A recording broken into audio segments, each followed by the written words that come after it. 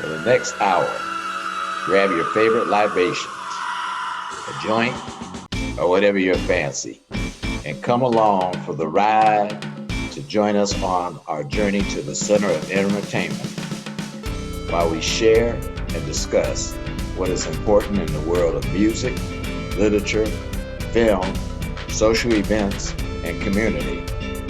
Therefore, we exist to give you a platform you never had. Flip that dial, pull up a chair, and once again, tune in to Mystic 7 Records and film program Souls of Solidarity. Today, we'll have an interesting show. We will talk about homelessness.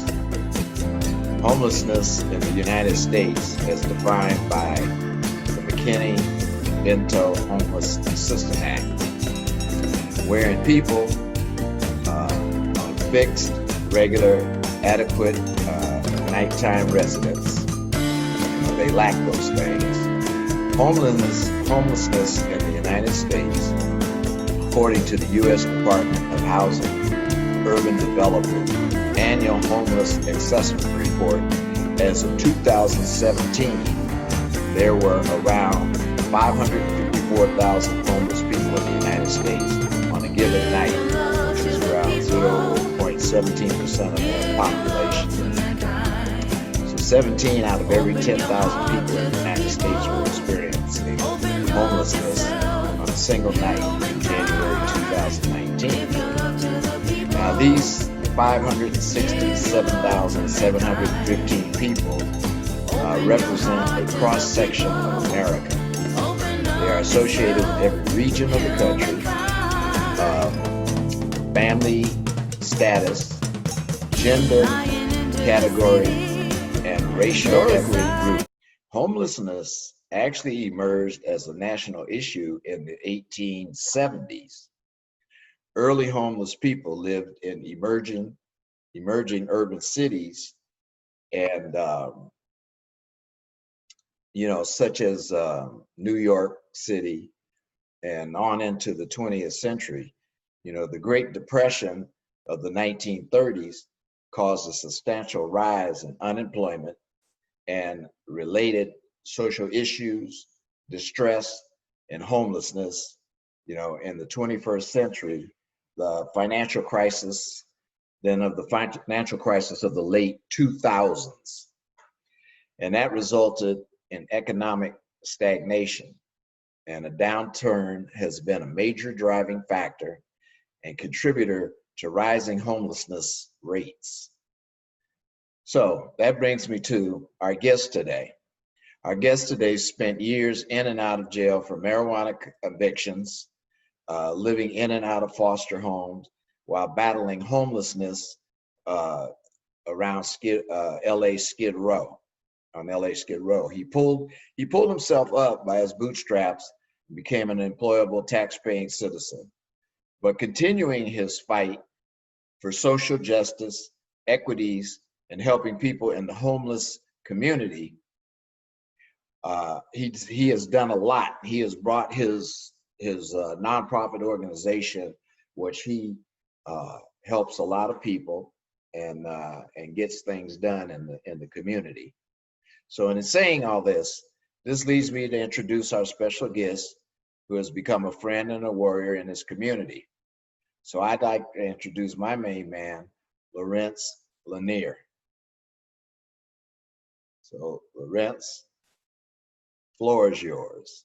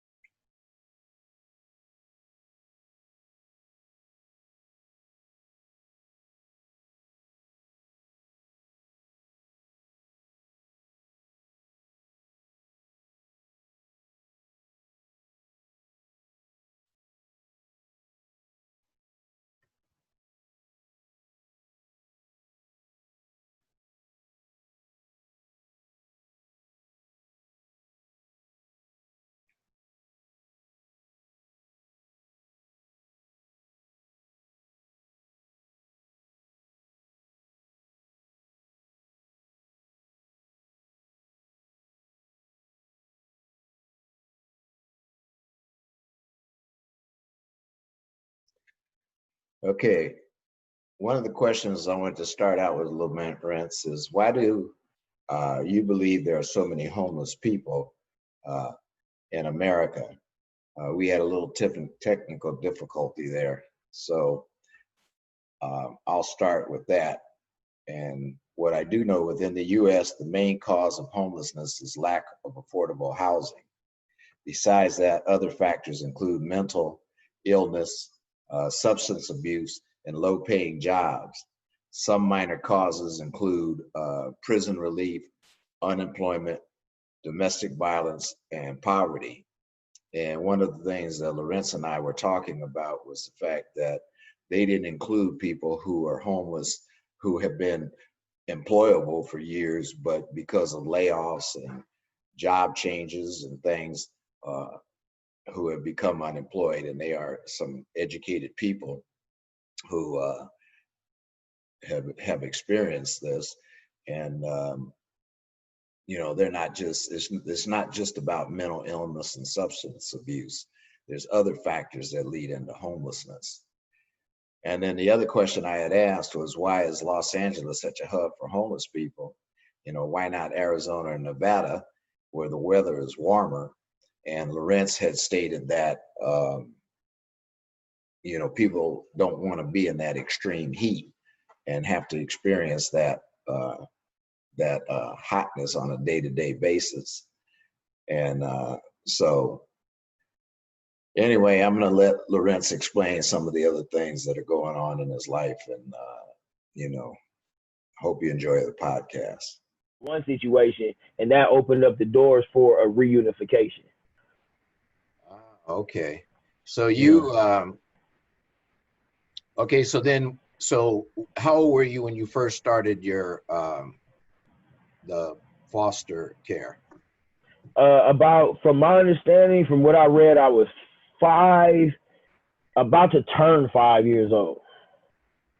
So, yeah, 5 years old. Yeah, about 5 years old. So you know what? I didn't even count. I didn't even add those foster homes in on my count. That's funny. So before that, you were with your mother before you were up until 5? Yeah. So from my understanding, I was with my mother, me and her, up until I was 5 years old. She became addicted. From there, the story, it just depends on who you talk to. It's like, I could tell you what the case file says, and then I could tell you what my mother says. Mm-hmm. And then I could tell you what evidently God wanted me to do and the route that he wanted me to take. Because it's like, I don't know, it's hard to explain. It's like you could sit there and you could just sit on it and harbor over certain things, but I don't think they make you productive. I just read something, and it's Kevin Gates. And Kevin Gates said something really, really dope to me that I really, really connected with. And he said, negativity is a thief that steals happiness. So some of the parts I'm going to glaze over. I'm not really going to go into it too deep because it's really nothing good out of it. It's just, if I work it out, it's not going to be right here. It's going to be with my therapist. So you're saying I can't be a therapist today? Yeah, I mean, we could just talk about the good parts. I mean, look, it's been a journey, man. It's been a journey of discovering who I was, discovering what I was made out of.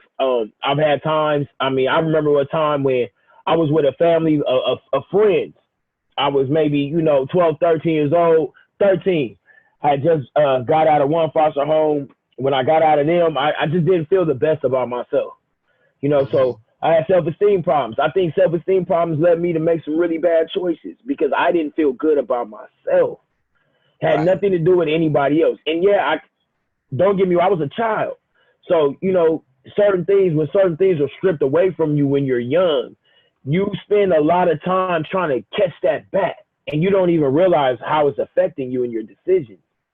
Mm-hmm. Even as an adult, I once met somebody that was 74 years old, and they still were telling me about how, them not knowing their real biological father. They found out in the 4th grade that the man they thought was their father really wasn't. And they're 74 years old, and it still affected them. So it's okay for things to affect you. It's okay. It's just that at some point in time, you got to get to the point where we're going to talk about forgiveness and we're going to talk about acceptance. Right. And those are two different things. I went through a lot of stuff, bro. I was young and I couldn't define myself. I couldn't get any help for myself. I depended on the community that I had built that felt sorry for me and made a way. That's what I can tell you from after I was 13 and got out of that one foster home and was able to reunite with my mother. I believe a lot of things that happened for me happened just out of sheer will. I feel like I used to pray and want to meet my mother, and I needed that because without that meeting, then I stayed with this unicorn. Oh, if I was with my mother, things would be so much better because she loved me. You never think like, well, if that was the case, how did you get in the situation you in? You never think of that. You just say, oh, if this was. Well, I'm going to tell you, I met my mother and we still have our relationship. That's a blessing. Like, it's a blessing to know her. Yeah. You know what I mean? Like, she lost me. At the period of when she lost me to where I found my mental capabilities again from 14 to 16, that comes in waves. I'm not even sure really what happened. I just know I made it. Well, okay, tell me your feelings when you were 5 and you got pulled away from your mother, and then your feelings at 14 when you got reintroduced to her and became a part of her life again. Because I know you had to have extreme feelings on both sides of the spectrum. I don't remember what you were feeling at 5. Oh, at 5? No, of course not. I just remember being scared. I mean, that's, at 5, I think that emotion had to be so strong. I was just scared. But I mean, I remember going to school, I remember crying. I remember crying, and I remember being the fear of being scared at 5 years old. That's prevalent. Yes, definitely. Well, yeah, that's a scary thing, man, to be separated from your mother, man. That's did they allow you? Did they just take you, or did they allow you to? I mean, how was that separation? It's hard for me to fathom. I'm not even sure, bro. It's just like 1 minute you're somewhere warm, and the next minute you're crying. I remember maybe going to 2 other foster homes before I settled in on my my long-term foster home. And you know what? I get along with them. Like when I was a kid, I didn't leave my first foster home on good terms. I think sometimes people I think the saying is the road to hell is paved with good intentions. Yeah. Good. I just kind of leave it at that because, I mean, all is well now. So I can't really, I can't really go into what I didn't like and what happened and everything, because at the same time, God wanted me to go that route, wanted me to go through what I went through. I came out intelligent. I came out, being able to read, being well-spoken. I mean, this is 6th grade. I completely was a runaway through junior high. Oh, really? Well, yeah, I didn't go to junior. It's like 7th grade a little bit. That's it. 8th grade, none at all. So it had to be something good. I read a lot of books. I mean, when you ran away, did you run away in Los Angeles, or did you go to another state, or? No, I stayed in LA. I stayed first I was like in the Antelope Valley, then I made my way from like Palmdale to LA. When I went and I met my mom, that's kind of when I got introduced to LA a little bit. So I don't know, for some reason I always had this canny ability to know where I could go. I could meet somebody in 5 minutes, I could know, like, yeah, later on, be on your couch. You know what I mean? Like, I would already know, because I heard that. And because of like my guardianship thing, it wasn't like, I don't know, everybody wants the kid, nobody wants. I mean, I don't know, it's like a double-edged sword, because you want to say, I was blessed. I didn't really get to group homes. Right. I didn't really get to, juvenile halls per se. When I got old enough to where it was like, okay, you just too old and too bad. I met my father when I was like 16. So Oh, my runaway from him was me going out there with him for a couple of years while I figured it out before I came back to LA. Doesn't mean that things got better. It just means that I was able to escape and at least get around what I felt like, with somebody who should love me just because they should love me. right, right. So how now how was that meeting your father? I mean, was that what kind, what were your emotions then, man? Because I'm thinking, okay, you reunite with your mother at 14, and then bam, your father comes at 16, and Hey, you know what? Hey, the way I see it, man, is there's like a 1 in a billion chance that I would even know these people again.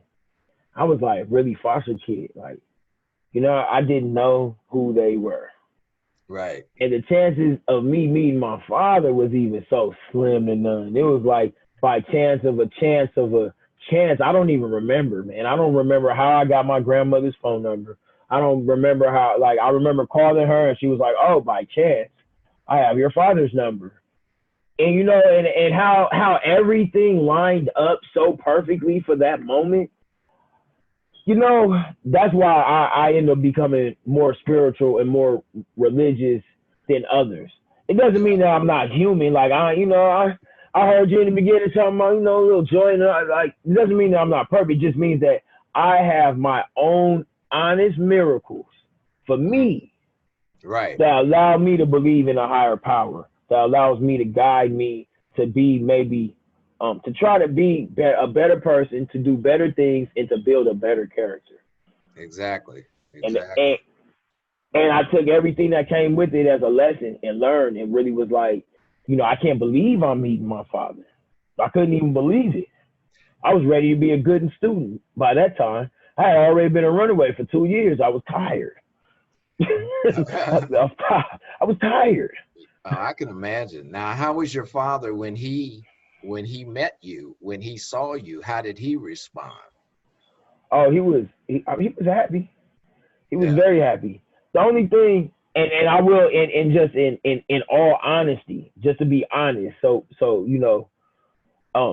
my father came with his own problems and his own addictions, yeah. and that was a little heartbreaking for me. Was he doing Try drugs to, and alcohol himself? yeah, man. Both my parents, I don't even know how I ain't a crackhead. To be honest with you, I have no idea how I have all my senses, how I'm not a crackhead, and how to this day I still know 7 times 7 is 49. I have no clue, man. Well, I could because just you don't have that addictive personality, probably. Uh, I mean, I grew up in a time, I was a touring musician, man, for 22 years, man. right, So it's right, like I've seen every drug known to man. Okay.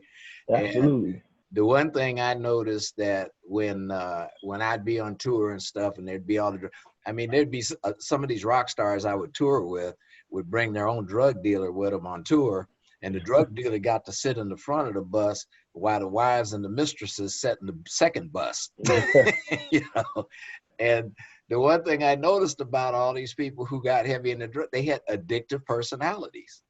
They, it's like they would get a sample of that drug, and it just felt good to them, and they couldn't let it go. They couldn't walk away from it. but what's so crazy, right? Is for me, some people feel that addiction is predisposed, and coming from two parents that are so addictive personalities, for me, I think it's two things. One, it scared me. Mm-hmm. I've been around it, and it was just like, no, like just no. Right. What damaged my relationship with my parents so much is that when I did meet them, they still were addicts and they still were addicted to drugs. And I was like, how could you? I have no siblings. I don't have brothers and sisters. So it's like, how could you? How could you still be addicted to what the reason why I didn't really know you in the first place? The second thing is I do have an addictive personality. What I do with that energy though, Right. that's what counts. That energy in a bad way is what has me on the block selling, cocaine and trying to, and hustling to a key and just doing crazy things, Right. or helping people to get to their better selves, Mm-hmm. whether it be feeding homeless people, whether it just be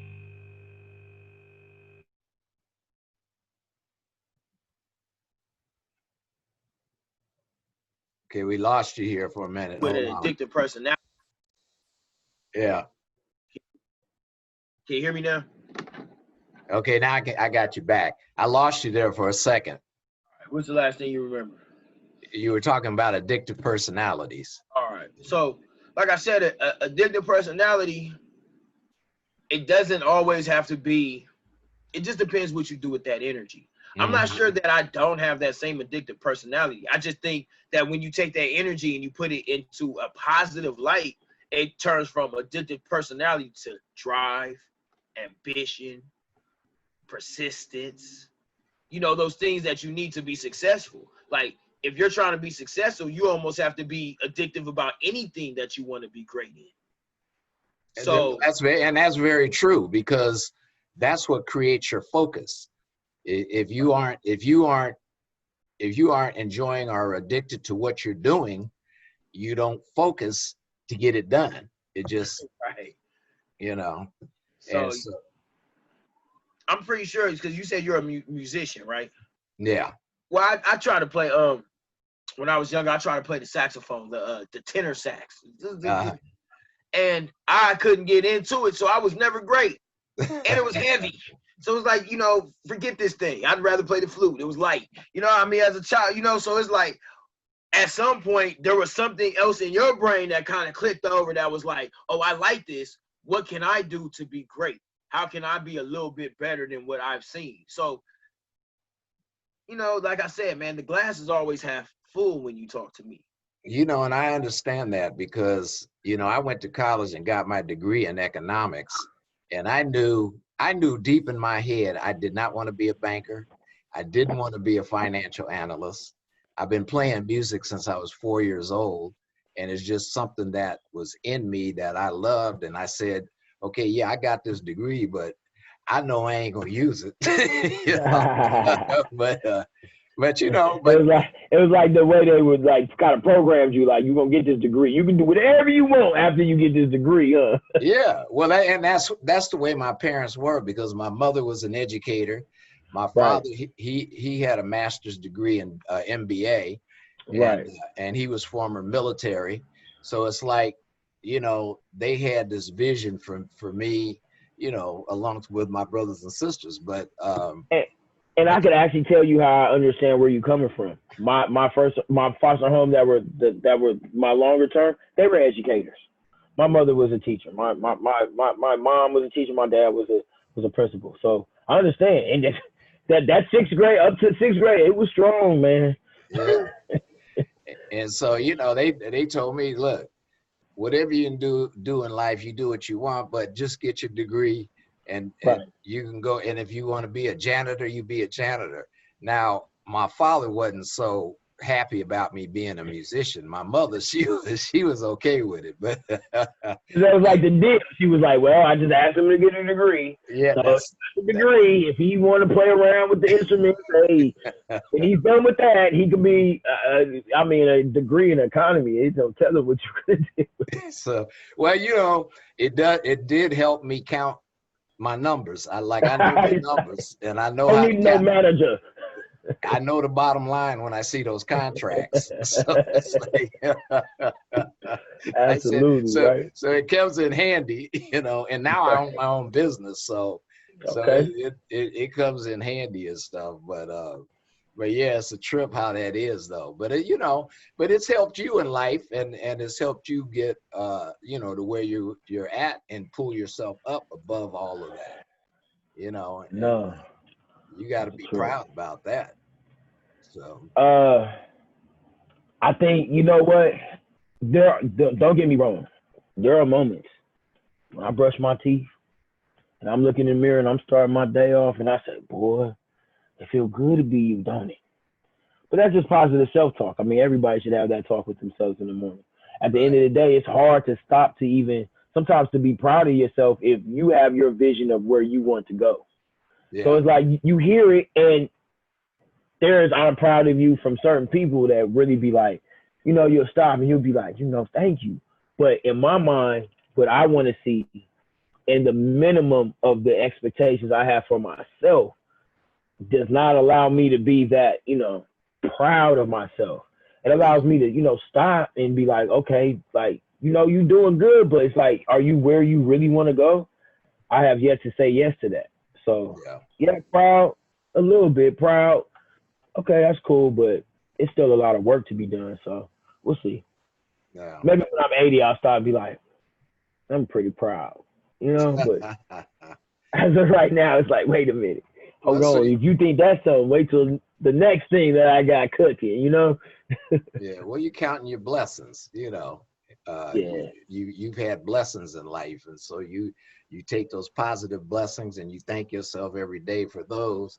And then, like you said, the negatives, you ones you like want to, you know, get out the way and push away and stuff. Are you back with me? I think I lost you for a second. Yeah, it be tripping, man. I got this little whatever. Yeah, it's I ain't no big Spectrum fan right now, but whatever. But you know, man, look, LA is one of the wealthiest cities in the United States, though. Our wealthiest in the world or something, ain't it? Yeah. Now, why is it the highest in the homeless population, though? Because rich people can't be rich if you ain't got poor people, man. You also is the highest like per capita of like, you know, money and everything too. Like, I mean, that's the you're an economic guy, right? It's like, you know, the poor people money got to go somewhere. Yeah, that's true. They can put as much money out there as they want to. Habits are habits. Yeah. Straight up. So. But it seems like with the amount of money that flows through LA, that they would be able to do more for the homeless population because they have people are dirtbags, bro. People taking the money, man. Let's just be all the way real, right? From what I can see, the people who know, who've come from certain situations, we can't get. It's hard for me to get A and B to work together so we can really do some real things out here. There's some people that really care, that really put in some work, that really do what they have to do, and they can see the change. There's some people that just want the grant, that just want the money, and that they just want status quo. Yeah. Well, the one thing I did learn about when I moved to LA area was that status quo is a big deal down here. It's like, you know, because I do a lot of work in Hollywood because I you know, I do soundtracks for movies and stuff. Right. And so I meet a lot of Hollywood people, and the one thing I noticed, man, they all live in their own little world. You know, and it's like you got the A actor, the B actor, and the B can't be associated with the A because he's not up to their status yet. And the latter. You know, and it's like I just laugh about it. And it's gotten so crazy that's why I don't go to industry parties anymore, because to me it's just I call it a put on show. Everybody's there to be on display and put on their airs about who they are and what they are.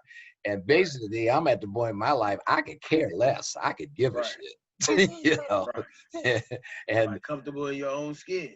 Exactly. And you know, like I've always told people, I don't give a shit what people think, because as long they ain't paying my bills.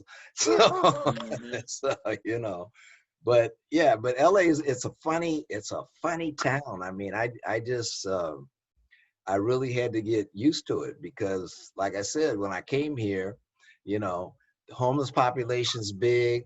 You know, they got you know, the substance abuse, the low paying jobs and everything that people have on one spectrum. And then you got people living in Beverly Hills, Brentwood, Westwood, $100 million you can think of.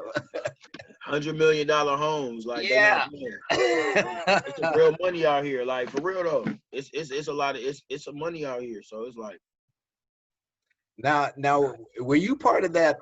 Were you part of that prison release program when you that Bo was running and stuff? No. I mean, not in a way where I was out of. I've been out of. My last time I went to like jail or prison or anything, I've been out for like almost like 6-7 years now. Oh yeah. Yeah, I've been willing to make the sacrifices to make sure that I don't have to go back to that type of lifestyle. Yeah. Well, you have a job and everything, so there's, I mean, as long as you continue to be employed and be a tax-paying citizen, you should be okay. You'll be all right. Yeah, for sure. I'm okay. I mean, as long as I keep a job, right? I mean, right now things might be a little crazy. I was blessed. I got into a good career.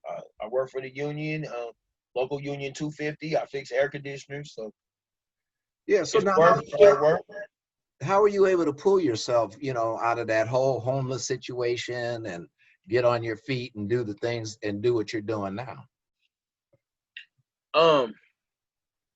I guess I'm. This is where I'm supposed to give the answers that everybody gives or whatever. But at the end of the day, you got to pick a side, man. Yeah. You got to pick a side, and you got to decide which side is that you're gonna do. Where can you see yourself? How can you fulfill your own potential? Mm-hmm. At some point in time, some people are okay with whatever they got going on. For me, myself, I looked in the mirror one day and was like I could do better. Right. Period. Like, for real, is this all you have to offer? Mm-hmm. Really? You went through everything you went through in life to land here? Is that what you're gonna give? Like, is that all? Like, you just went through everything just to be what? Nothing? Like, yeah. Like, it did not line up with how I see myself spiritually. To have that type of attitude, it just didn't make any sense to me, and that's why I mean, like, by pick a side. Well, did that come as you just had an epiphany one day in life, or what? I mean, I don't like jail, bro. I like women. You know what I'm saying? I like good liquor. You know what I mean? Like, I like good things. Right. I like making people laugh. Like, I enjoy life free. So at some point in time, it's like, bro, like, you can't just keep getting in trouble. What you think gonna happen, man? They don't start, with them little numbers no more. I done took a case to trial and some most, man. Nah, I had to pick a side. That's what I mean. I had to pick a side. What side of the fence do I want to be on? Ain't no straddling the fence, man. And when I say pick a side, I had to change a lot of things. Mm-hmm. From the way I talked, walked, to the way I viewed myself. The better you feel about yourself, the easier it is to be successful. Yeah, well, that's very true. That's a very profound statement you made there. And I wish more people would think like you, and realize that, hey, you can't be straddling the fence all the time. Because, I got friends, man, that are constantly straddling that fence and wondering why they don't get over the hump too. Exactly. I'm pretty sure. Like, why I can't? Because you playing. Because you playing. That's why. And the universe is gonna reward you for your effort. I don't care what you believe in. It's just like, there's just some, like, I think they call them universal laws. It don't matter if you Buddhist, Muslim, Christian, Jew, it don't matter. Hindu, it's all 5,000 different beliefs or whatever. It does not matter. You will be rewarded for your effort. It's a universal law. Yeah. And that's what I mean why you can't straddle the fence. Like, I had it. And then, when I went to prison and jail, I was the reader. I was the one that was on the bunk, like, leave me alone. I don't want to play your cards. I don't feel like being bothered. So you start putting good things into yourself, man. What you read needs to be good. Try to drink better water. Try to eat you a piece of fruit every day. Like, all of that counts. It's not just, I'm gonna wake up one day and you know what? I'm not finna call my big homie who trusts me because I done put in all this work and order me up 4.5 ounces of dope and then go sell a gang of drugs to a bunch of people. And then with the money, what do you do with the money? Then you do things with the money to make you feel better. One of the ways I replaced that feeling was through volunteer work. Mm. Because guess what? Young black men from where I come from don't volunteer. So they don't get to hear our side of things. They don't get to hear how you see things. And you would be surprised once you figure out how to articulate yourself well enough. People want to hear what you have to say. Now, if they can't understand you, you can't be mad at people. If you come through with I think the word is vernacular. If you come through with too much slang and they're like, what are you, I want to help you, but I can't understand what the hell you saying. I mean, you know, like, what do you want? You know? Yeah, you know, that's so true. Because I know I used to get, some of my friends still say, why do you use those big words or have the vocabulary that you have when you talk with people and stuff? And I go, well, because it's not just about you, it's about the people in broad spectrum need to understand.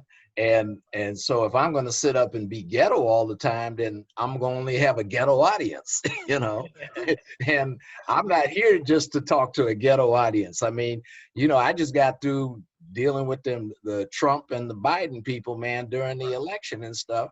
And, you know, I had to know what I'm talking about when I talk to them. So I do a lot of research, and yeah, I do have an extensive vocabulary, but that's— you can't control your language. How you gonna control your mind if you can't control your tongue? Exactly. And so, but you know, like I said, my mother was an educator, so she taught us to read at a young age. You know, I'm a very fast reader. I read a lot of books and stuff. So it just, you know, the more you read, the more your vocabulary becomes enhanced. And truth be told, a lot of the foster kids, we're damaged, right? But we can read.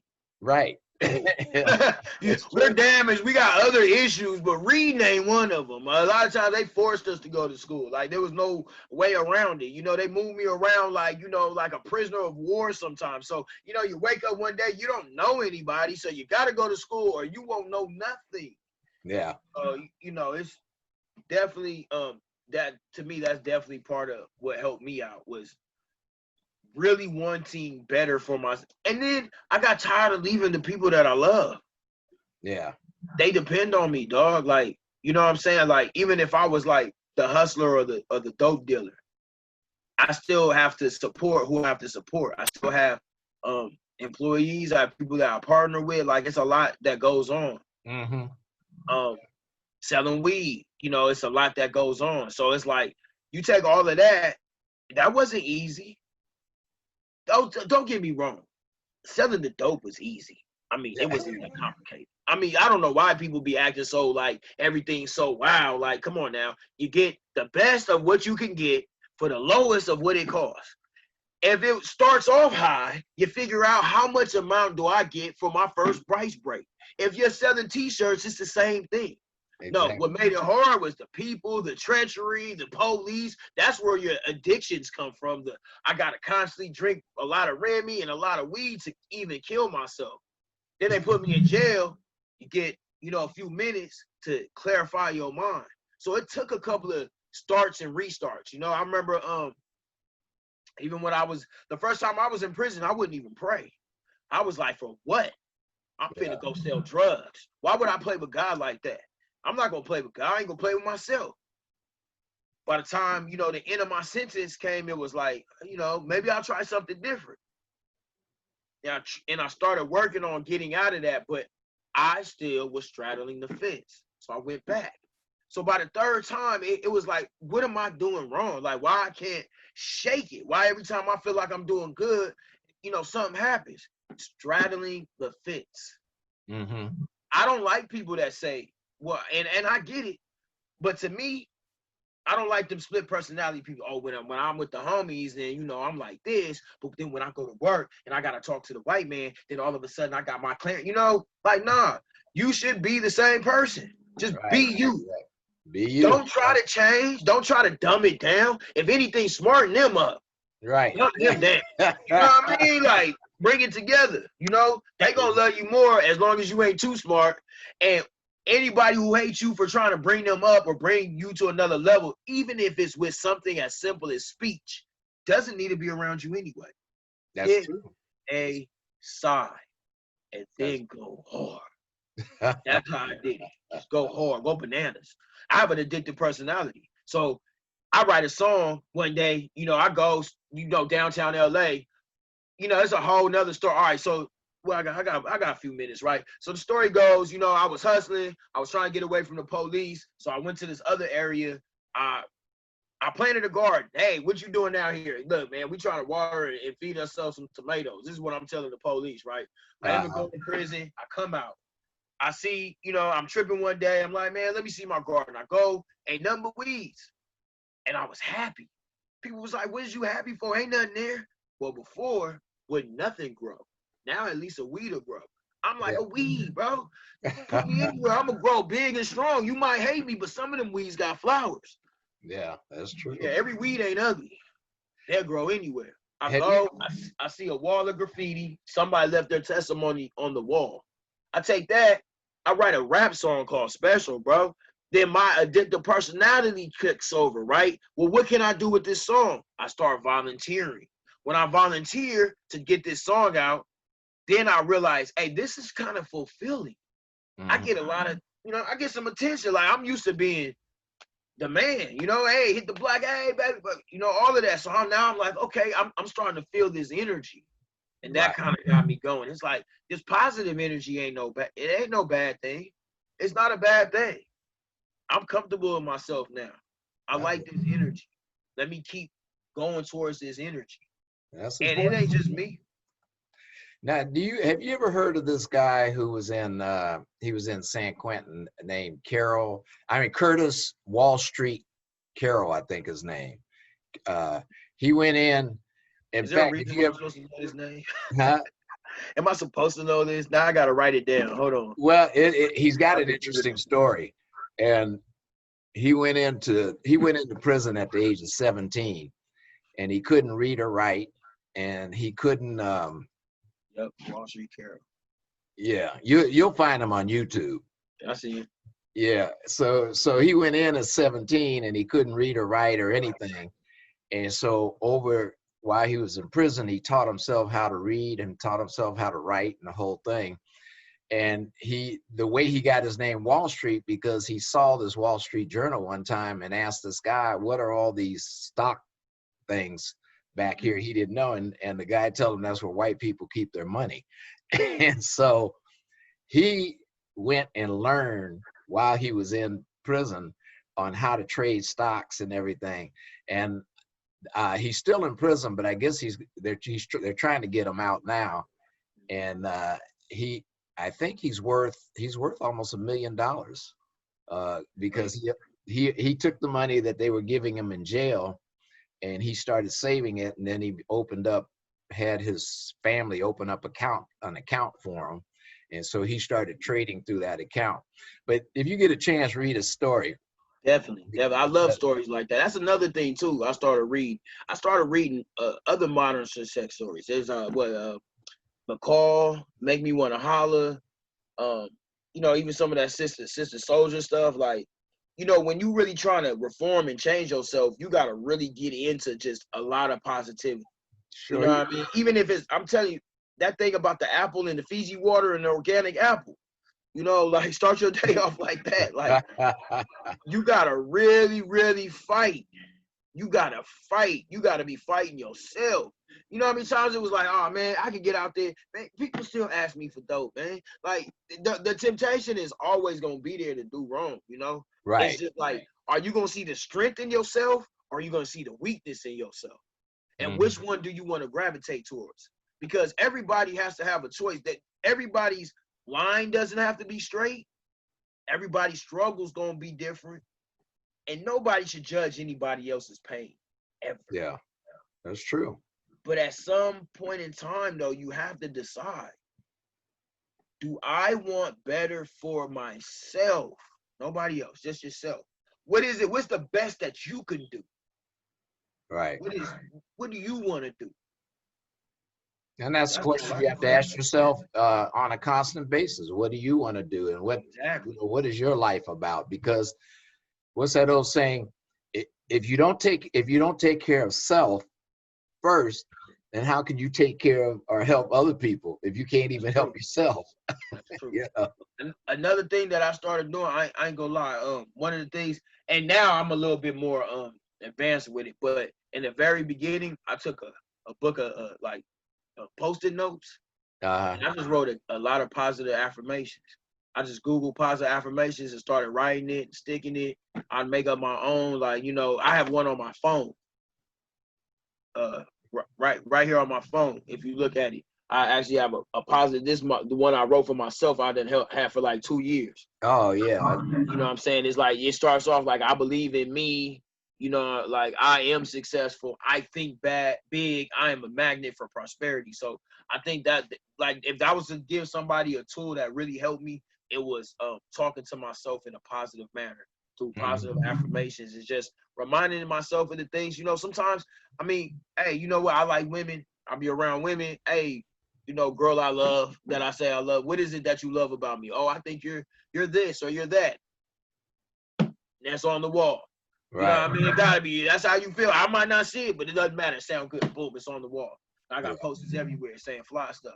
You know, anything I hear that I like. Oh, you know what? I'm great. I started writing songs like that. I call them big ego songs. And my big ego songs is, you know, I like to look, hey, I'm great. Because if you're singing along to that, you're not saying, oh, I think you're great, like you're talking about somebody else. No, you're talking about yourself. I'm great. I'm me. I love myself. You know, I throw on the Kendrick Lamar. You know, I love myself. And, you know, yeah, all of that. You got to go real crazy with it, because it don't take a lot of positive to blow away, you know, the negativity. So if you throw it on there heavy, I don't see how you're going to get... That's called positive reaffirmation. Yeah, there you go. The college dude, you know what I'm talking about. That's right. Put that nice name on it. Yes. Well, look, man. I know you. We talked about your mother earlier and stuff, and she's still out there, right? Oh, you froze. Yeah, I froze. I'll come back there. Your mother, she's still out there on the streets, right? Yeah, you can go to matter of fact, my nonprofit, I call it Between 5th and 6th. It's actually kind of like a shout out to my mom. You go down there to Gladys between 5th and 6th downtown, and that's normally about 98% of the time where I'm gonna find her. The people know me down there. Like I said, I go down there, I do feedings. I bring a lot of different services from down there. I've come from down there.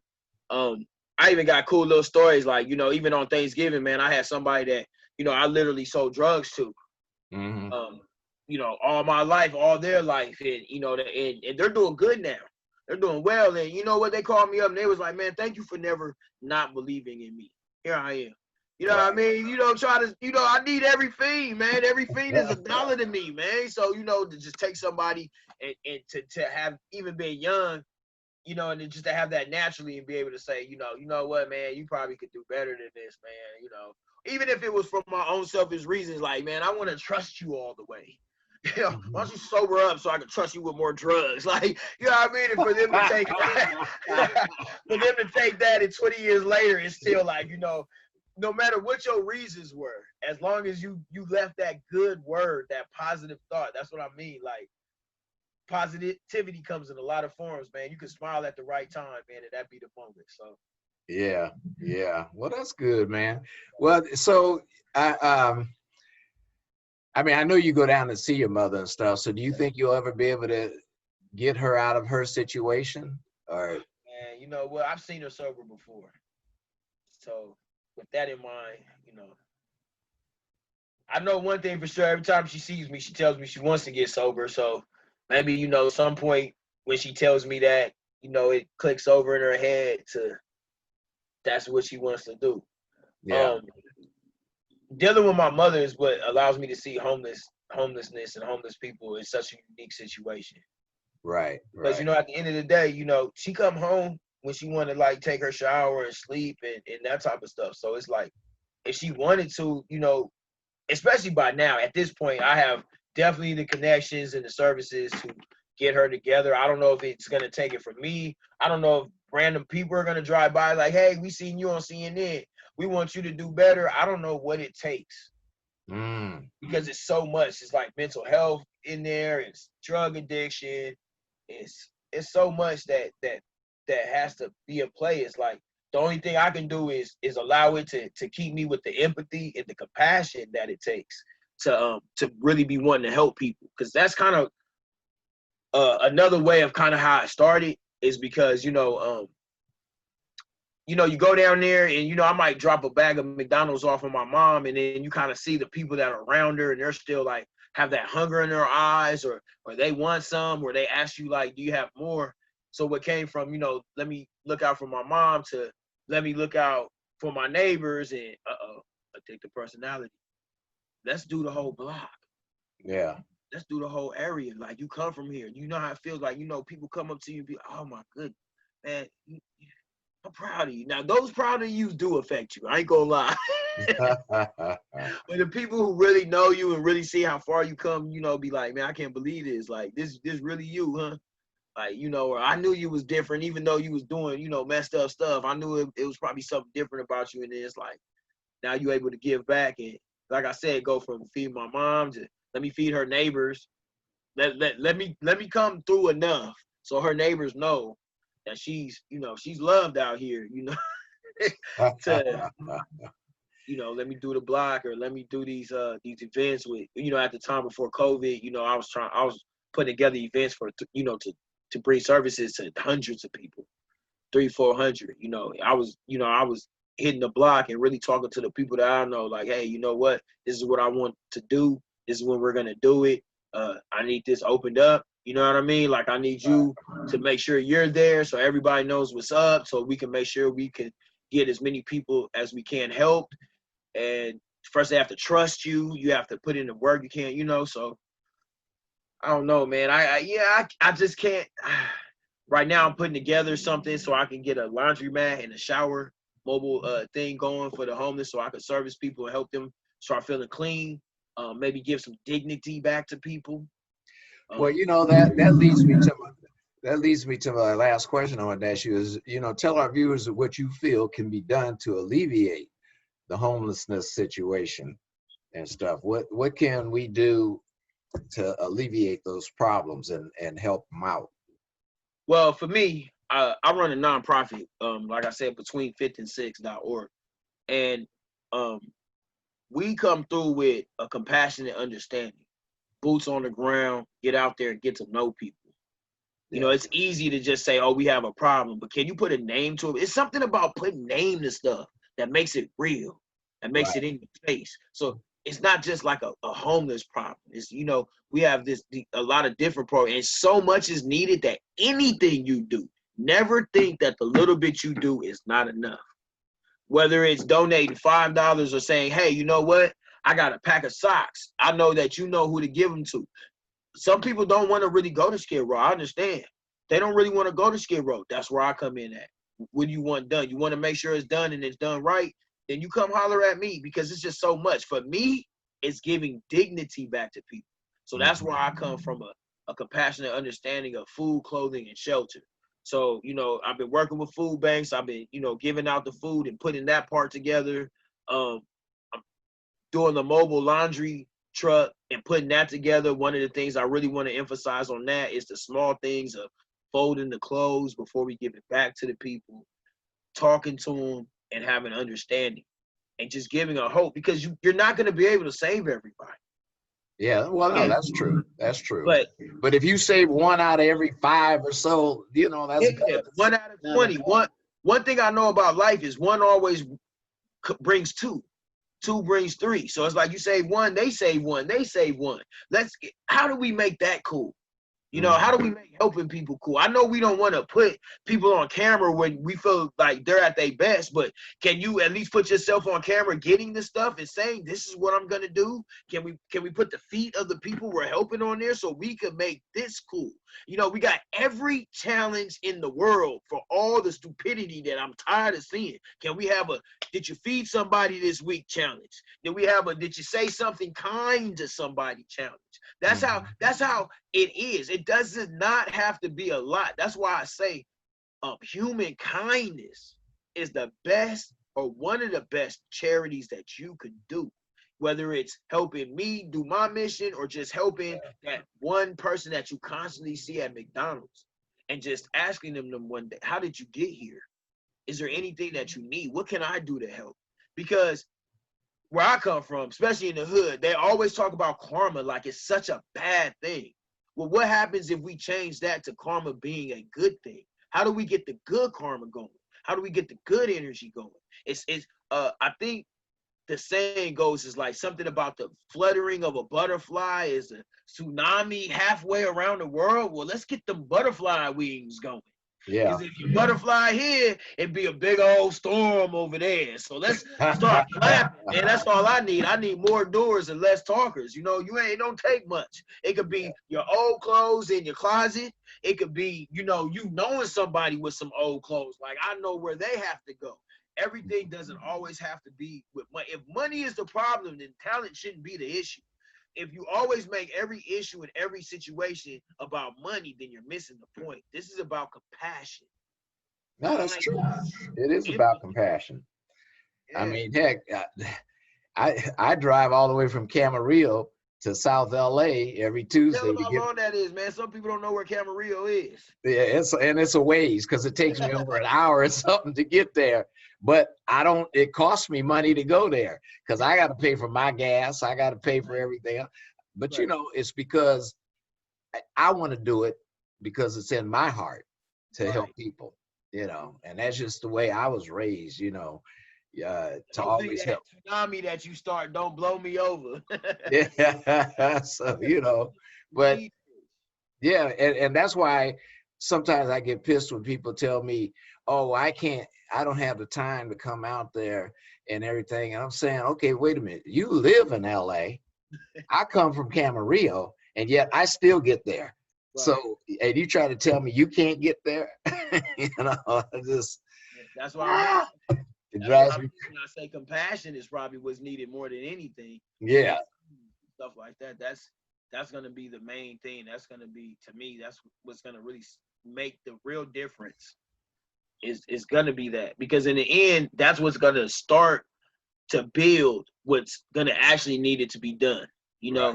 Let's just start with some real basic stuff, some real small things, and the butterfly wings I love talking about, and let's build up some storms and some tsunamis and stuff.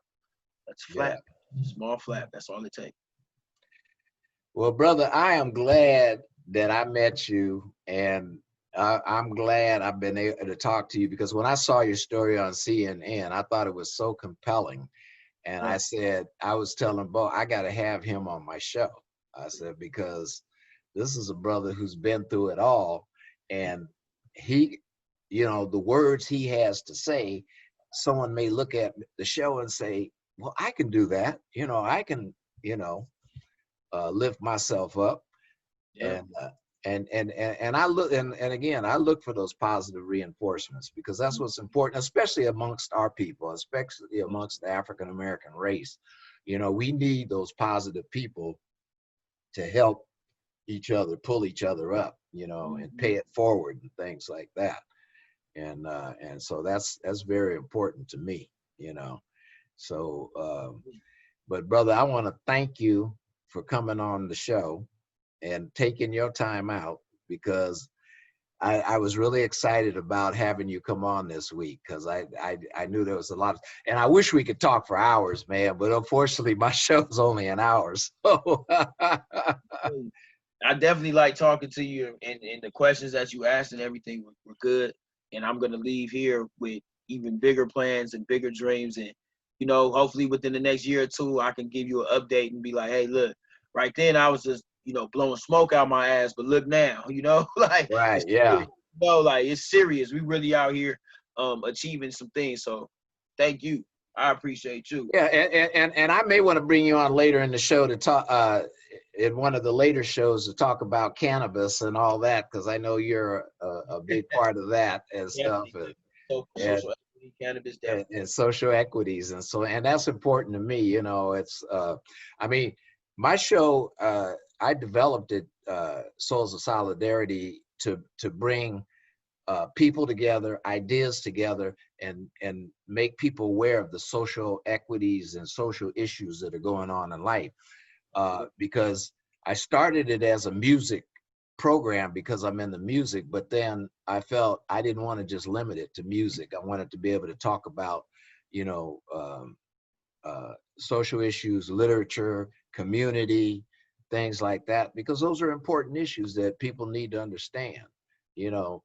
And the music part of it, I'm going to always have the music part of it, because that's just me. That's in my blood, you know. So I'll always bring in an artist that's up and coming and have them talk about their situation and where they're going with their music and things like that. But the social issues are really important to me. So that's why, you know, I was really excited about having you come on the show and talk about those things and stuff like that.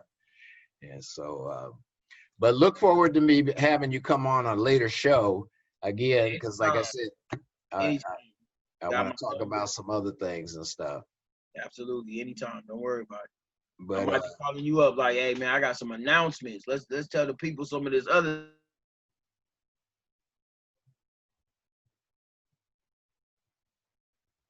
Yeah, I think you cut off. Say it again.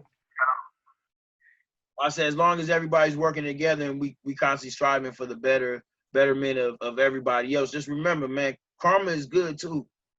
We need some of that good energy to propel us to some of the greater things that we want to do within ourselves. So even if you want to do something, you know, great within yourself, your job, or anything, get some of that good energy going. Go help, volunteer, give, a smile, a kind word. You don't have to always contribute charity to money and actual things, materialistic things. Sometimes, like I said. I agree wholeheartedly.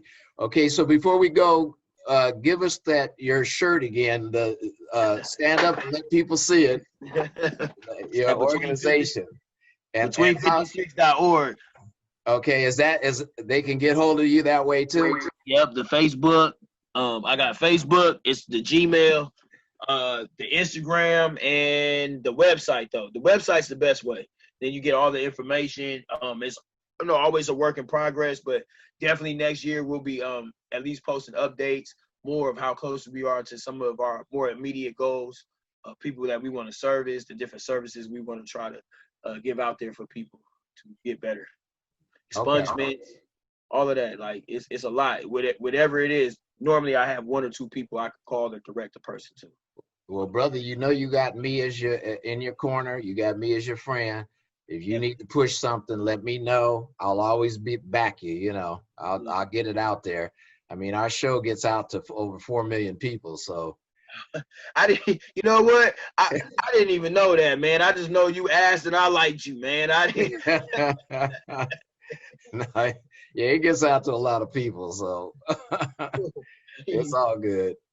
So, but anyway, yeah, I you know, blessings to your mother and the rest of your family and stuff, and you know, I wish your mother the most success and whatever she does in life, and I hope, you know, she can, you know, do what makes her happy and stuff. So, and you, I'm gonna be talking to a lot, because I'll see you down there at Bo's place and stuff. So work, you know. Yeah. All right, sir. Well, all right, man. Well, you have a good evening, and we'll be talking. Definitely. All right. Take care. Thanks. Yep. So there you have it. Our friend Lorenze Lanier, great guy, man, and you know, whatever he's involved with, you can believe he's going to do good at it. So, you know, in summary, the Los Angeles Homeless Service Authority, you know, they released the results of the 2020 Greater Los Angeles homeless count, and what showed over 66,436 people in Los Angeles County who are experiencing homelessness. Now, this represents a 12.7% rise from last year's point in time count. The city of Los Angeles saw a 16.1% rise to 41,219.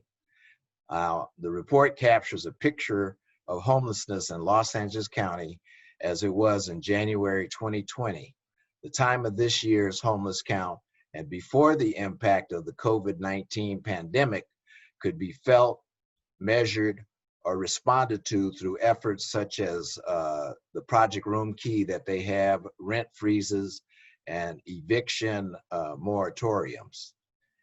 The count results also come as protests across Los Angeles and the nation force attention to the effects of systematic racism on policing and human services, highlighting the alarming result that Black people are 4 times more represented among people experiencing homelessness than in the county population overall, and renewing attention to the recommendations of the report issued by the LAHSA ad hoc committee on Black people experiencing homelessness.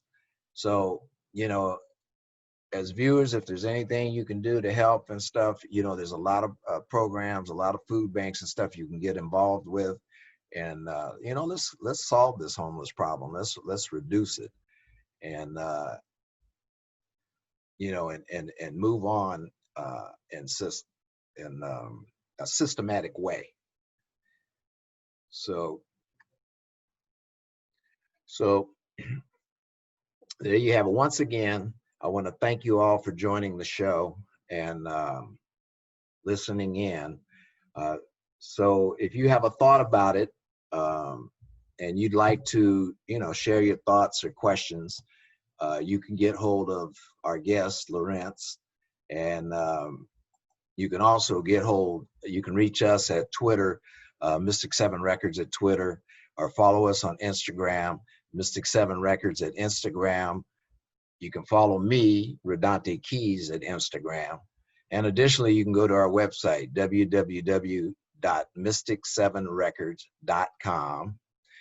Check out our site, check out our new merchandise, and also hit the subscribe button to become part of our family. So join us again every Saturday usually after 8 p.m. or thereabouts, for another episode of Souls of Solidarity, where we'll take you on a journey to the center of entertainment, dealing with music, film, literature, and social issues. And our show today was about social issues. And so I wanted to do another segment, but unfortunately our time has run out. So I'll have to do that segment next week. But I do want to leave you with these 3 words: love, prosperity, solidarity. I'm out.